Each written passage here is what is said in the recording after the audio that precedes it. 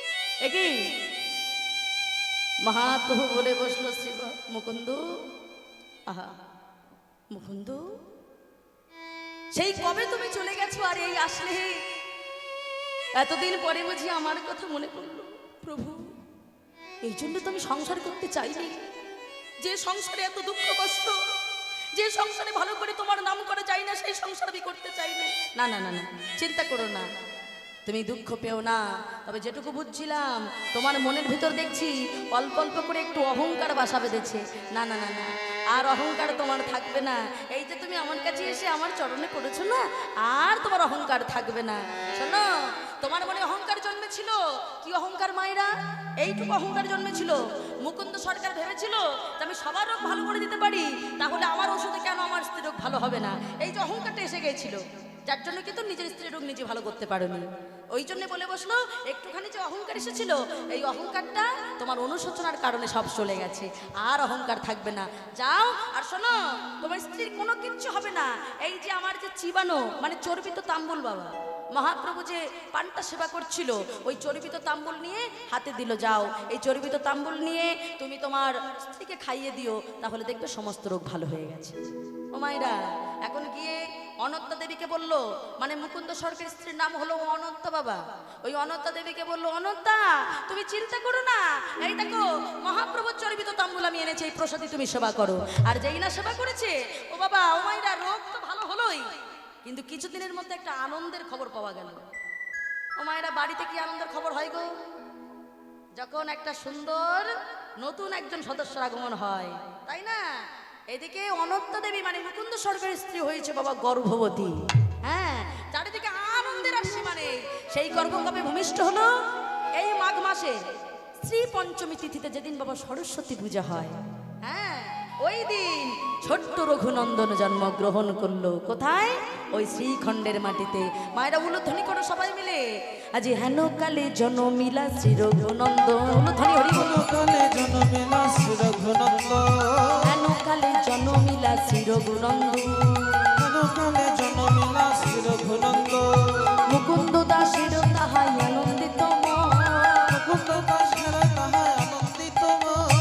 আনন্দ ধরি না, আনন্দ ধরে না, আনন্দ ধরি না, আনন্দ ধরে না। নন্দনের জন্ম হিরি আনন্দ ধরি না। নন্দনের বদন হেলে আনন্দ আর ধরে না। ঠাকুর মশাই, আপনার ছেলে হয়েছে তো? ছেলে হয়েছে, নিয়ে এসো নিয়ে এসো। ওদিকে বাবা সরস্বতী পূজা হচ্ছিল, নিয়ে এসো আমার মায়ের চরণে দাও। কেন? ও মায়েরা, আমার সদ্যজাত সন্তানকে নিয়ে কি করি ভাবি, কোথায় সোনা দিয়ে মুখ দেখবো, কোথায় বাবা সোনার চামচ, কোথায় রূপোর চামচ, এগুলো খুঁজে বেড়াই। কিন্তু কি করছে দেখো, ওই সদ্যজাত সন্তানকে নিয়ে তাড়াতাড়ি সরস্বতীর চরণ দিয়েছে। হ্যাঁ, মা সরস্বতীর শ্রীচরণে কইল সমর্পণ। উলুধ্বনি। সরস্বতীর শ্রীচরণে কইল সমর্পণ, সরস্বতীর শ্রীচরণে কইল সমর্পণ। সরস্বতীর শ্রীচরণে কইল সমর্পণ। তুমি আশীর্বাদ করো মা, আশীর্বাদ করো মা, তুমি আশীর্বাদ করো মা, আশীর্বাদ করো মা। ভাগবত করতে পারি, আশীর্বাদ করো মা। ভগবান পড়তে পারে, আশীর্বাদ করো মা। দুই কানে শোনাইল মধুর হরিনাম। হরি বল হরি বল। কানে শোনাইল মধুর হরিনাম। কথাটা কি বললো? এটাও খুব শিক্ষণীয়। সন্তান ভূমিষ্ঠ হওয়ার সাথে সাথে কানে কি দিল মা? মধুর হরিনাম শুনিয়ে দিল। হ্যাঁ, যাতে এই জগৎ সংসারে বাবা আমরা আসার সাথে সাথে মায়ের কথা শুনে ফেলি। কি মা, তাই তো? এই মায়ের সংসারের কথা শোনার আগে আগে তাকে হরিনামটা শুনিয়ে দিল। এটা আমাদেরও করা উচিত বাবা। দুই কানে শোনাইল মধুর হরিনাম। হরি বল হরি বল। দুই কানে শোনাইল মধুর হরিনাম। মধুর হরিনাম শোনালো, হরিনাম শোনালো, হরিনাম শোনালো, মধুর হরিনাম শোনালো। মায়ের কথা শোনার আগে হরিনাম শোনালো। মায়ের কথা শোনার আগে হরিনাম শোনালো। তাহলে মায়ের কথা শোনার আগে হরিনাম শুনিয়ে দিয়েছে। ছোট্ট রঘু বাবা ধীরে ধীরে বড় হচ্ছে। এইটুকু জায়গা, এই 5-10 মিনিটের ভিতরে, 10 মিনিটের মধ্যে এইটুকু জায়গা খুব মন দিয়ে শুনতে হবে মা। এইবার দেখুন ভক্ত কেমন। ছোট্ট রঘু জন্মগ্রহণ করেছে। এখন ছোট্ট রঘু মা ধীরে ধীরে তো বড় হচ্ছে বাচ্চা। হ্যাঁ, কিন্তু কি দেখে জানো? প্রত্যেক দিন বাবা ভাগবত পাঠ করে, আর বাবার সামনে বসে বসে দেখে যে বাবা আমার কত সুন্দর করে কি কি পাঠ করছে, কিভাবে কৃষ্ণ কথা বলছে, সবটাই ছোট্ট রঘু কিন্তু শোনে। একদিন বাবা ছোট্ট রঘু দেখতে পায় যে 5 বছর বয়স না হলে কিন্তু মন্দিরে বাবা ওই বাচ্চাদের প্রবেশ অনেক জায়গায় নিষেধ করে দেয়। কেন? তার কারণ 5 বছরের আগে বাচ্চারা নিজেদের পায়খানা প্রস্রাবের নিজেদের কিন্তু নিয়ম সংযুক্ত রাখতে পারে না। হ্যাঁ, তা সেই জন্যে অনেক জায়গায় নিয়মটা আছে, মন্দিরে প্রবেশ করতে দেয় না। তা ছোট্ট রঘুকেও মন্দিরে নিয়ে যায় না। দেখে প্রত্যেক দিন মার বাবা ওই সুন্দর করে নাড়ুর থালা সাজিয়ে দেয়, আর বাবা প্রত্যেক দিন দরজা বন্ধ করে সেবা দেয়। ও মায়েরা, দেখবেন বাচ্চাদের কিন্তু সব বিষয়ে একটু কৌতূহল থাকে, একটু জানার, একটু ভালো জিনিস দেখালে কিন্তু ভালো জিনিসটার প্রতি কৌতূহল বাড়বে। একদিন মাকে জিজ্ঞাসা করছে, ও মা, মা ওই মন্দিরের মধ্যে কি থাকে গো?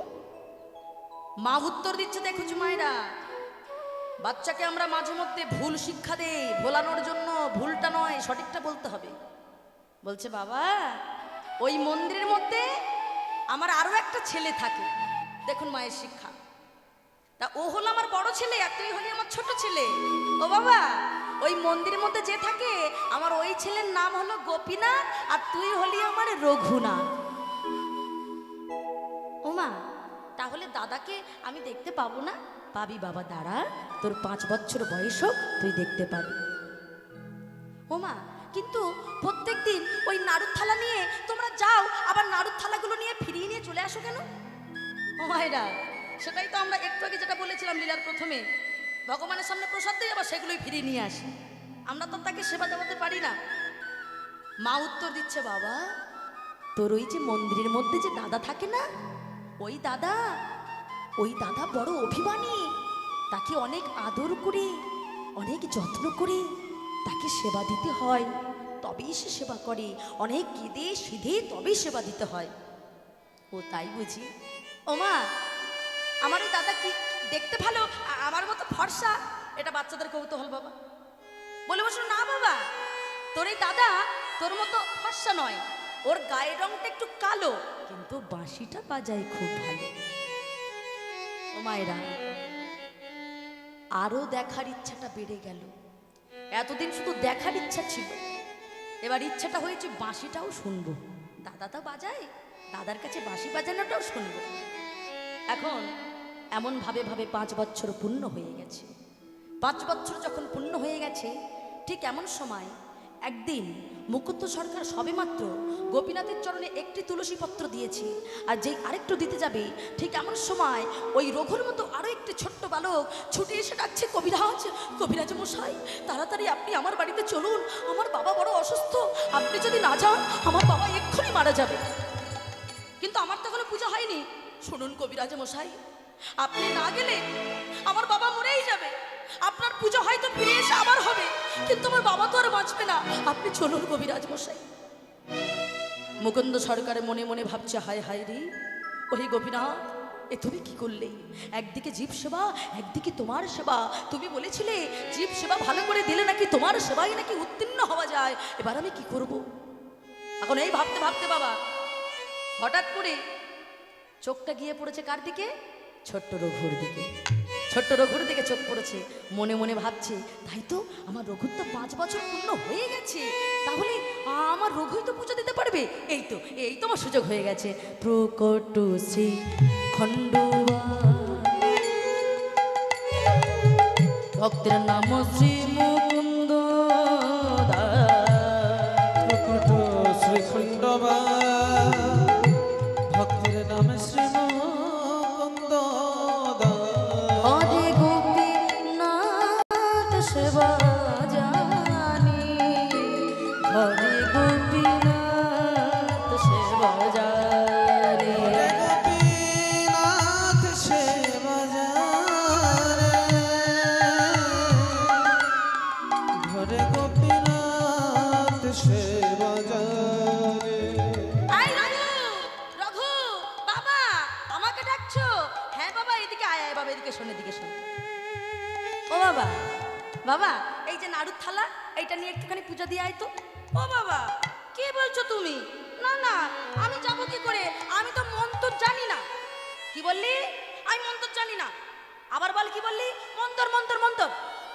আরে বাবা, মন্ত্রটা তুই বলছিস তুই মন্ত্র জানিস না, ওই মন্ত্র কথাটা বাবা ভালো করে উচ্চারণ কর দেখি। মন্তর মন্তর মন্তর মন্তর মন্তর মন। কি বললি? তোর মন, তোর মন। রে তোর মন যদি ঠিক থাকে তাহলে তোর মন তোর কি বা প্রয়োজন? তুই মন দিয়ে একবার তাকে ডেকে দেখিস, ঠিক তোকে দেখা দেবে।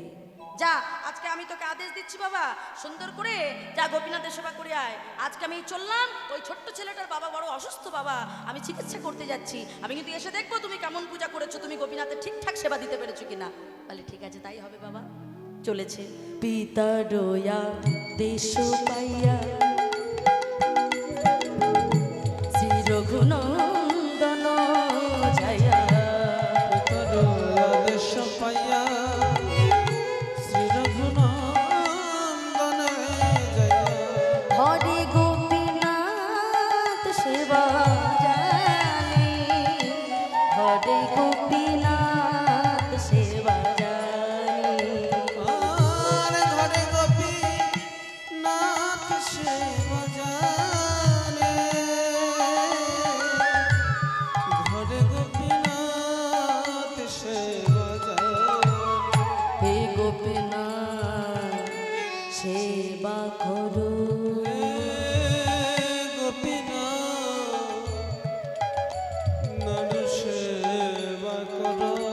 গোপীনাথ আমি সেবার কিছু জানে না, হে হে গোপীনাথ সেবা করো, গোপীনাথ নাড়ু সেবা করো, গোপীনাথ নাড়ু সেবা করো, গোপীনাথ নাড়ু সেবা করো বলে আর তো মন্ত্র জানে না, ওই একটা কথাই বলে যাচ্ছে গোপীনাথ নাড়ু সেবা করো, গোপীনাথ নাড়ু সেবা করো, কিন্তু গোপীনাথ তো নাড়ু আসলে সেবা করে না, কিছুতেই তো জানে না। ছোট্ট রঘু জানে কি যে সত্যি সত্যি মনে হয় গোপীনাথ নাড়ু সেবা করে। হ্যাঁ, এবার গিয়ে বলছে, ও গোপীনাথ কি গো, তুমি নাড়ু সেবা করছো না কেন?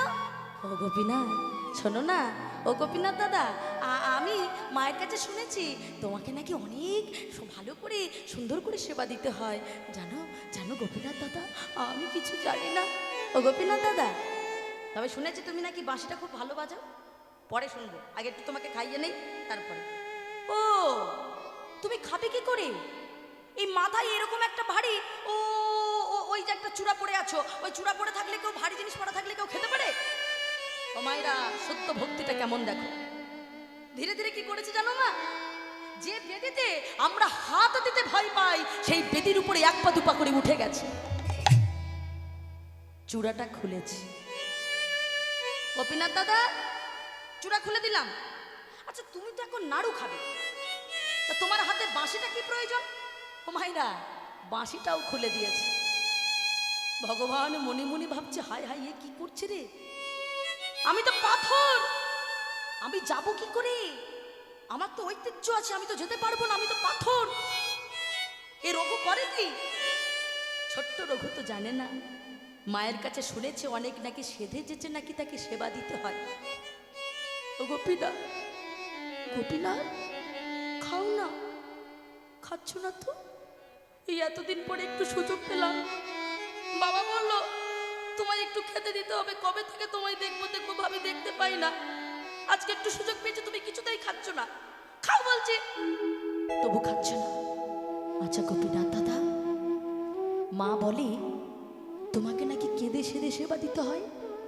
আচ্ছা গোপীনাথ দাদা, কাদা মানে যদি চোখের জল হয়, তবে সাদা মানে কি হয়? সাদা মানে বুঝে দেহের রক্ত হয়। বেশ, আমি তোমাকে আমার দেহের রক্ত দিয়ে সেবা দেব, দেখে তুমি আসো কিনা। এই বলে অমনি আমার ওই পাথরের গোপীনাথের চরণে ছোট্ট কচি মাথাটা নিয়ে গোপীনাথ গোপীনাথ গোপীনাথ, ওহে গোপীনাথ নারুখা,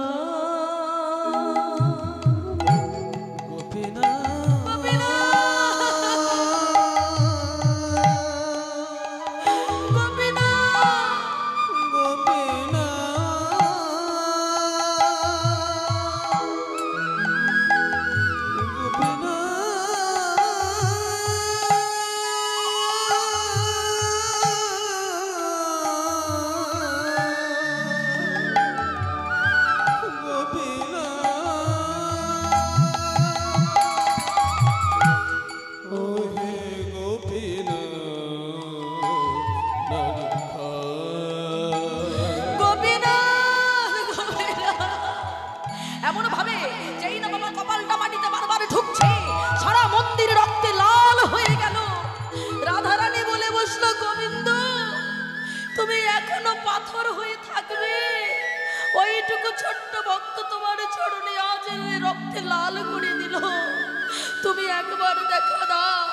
ও মায়েরা, ওই পাথরের গোপীনাথ নিজের ঐতিহ্য নষ্ট করে আর থাকতে পারলো না। ওই পাথরের গোপীনাথের ভিতর থেকে ছোট্ট ছোট্ট দুটি হাত বার করে দিয়ে বলছে, রঘু রঘু রে, ওরে রঘু রে,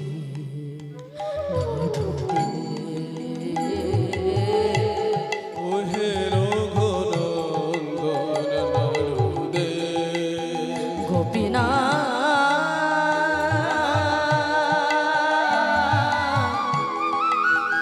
গোপীনাথ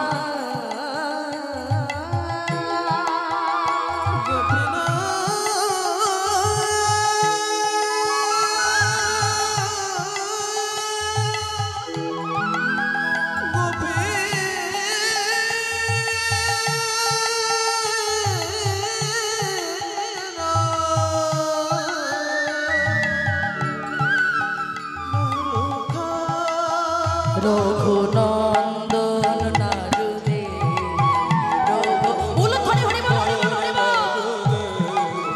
গোপীনাথ নারুখা। দাদা তুমি এসেছো গোপীনাথ দাদা? ও দাদা, সেই যখন এলে তবে তবে এতক্ষণ দেরি করলে কেন? এত কাঁদালে কেন? এত রক্ত ছড়ালে কেন? ভগবান বলে বসলো, রঘু রে, ওরে রঘু, সবাই আমায় এ জগতের সেবা দেয়, কত রাজভোগ দিয়ে ফল ফুল দিয়ে, কিন্তু রঘু রে, তোর মতো করে এমন চোখের জলে ভেসে কেউ ডাকে না। চোখে জলে হরি বল, হরি বল, হরি বল, হরি বল। ডাকে না। চোখের জলে ভেসে কেউ ডাকে না। আমার চোখে জলে ভেসে কেউ ডাকে না। আমায় মন্ত্রী তন্ত্রী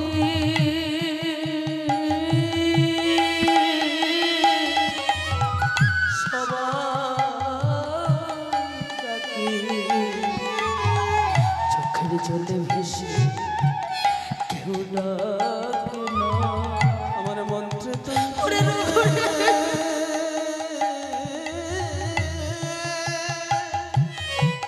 সবাই ডাকে, চোখের জলে ভেসে কেউ ডাকে না।